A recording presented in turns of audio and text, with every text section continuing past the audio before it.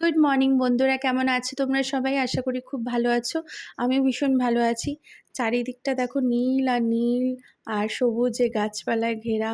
ওই দিকে এক কোণায় টুকি দিচ্ছে পাহাড়, কি ভালোই না লাগছে। আজকে দুপুরে বাসন্তী পোলাও আর মাটন কষা বানিয়েছিলাম। আর যেহেতু আজকে দীপাবলি বলে কথা, প্রদীপ জ্বালাবো না সেটা কিন্তু হয় না। তাই ছেলে আর আমি মিলে প্রস্তুতি শুরু করলাম। জ্বালিয়ে দিলাম প্রদীপ। দেখো কত সুন্দর না লাগছে প্রদীপগুলো। মাঝখানে একটা বড় প্রদীপ, চারিদিকে ছোট্ট ছোট্ট প্রদীপগুলো। কেমন লাগছে কমেন্টসে জানিও। আর দেখো তারপরে চলে গেলাম আমার মার বাড়ি। অনেকটা পথ যেহেতু, তাই তোমাদের সাথে একটা ছোট্ট ক্লিপ শেয়ার করলাম। দেখো রাস্তা দিয়ে যেতে যেতে ওই পাহাড়টা দেখা যাচ্ছে, কি ভালোই না লাগছে, তাই না বলো তো? জীবনটা যেন তো কারোর জন্য থেমে থাকে না, কিন্তু থেমে থাকে সেই সময়টা। সময় সব কিছু সবাইকে দেখিয়ে দেয়, বুঝিয়ে দেয়। এমন একটা সময় আমরা পার করি যখন নাকি ভাবতেই পারি না যে সময়টা থেকে আমরা বের হব।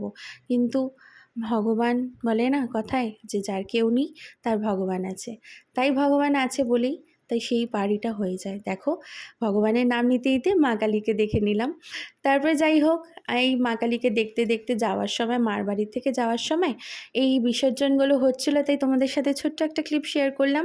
মা কালীর মুখখানি কি ভালোই না লাগছে, চোখ দুটো ছলছল, কত না খারাপ লাগছে। আসবে আসবে একটা আনন্দ, আবার কালী পুজো চলে গেল, আবার সামনে বছরের অপেক্ষা।